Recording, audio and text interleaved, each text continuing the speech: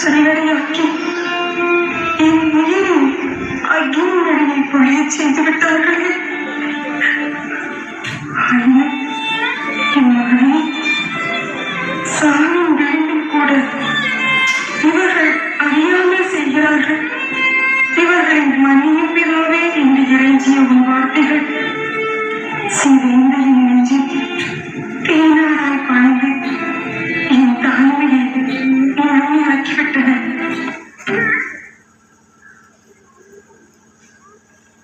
இயேசு பேசுகிறார்.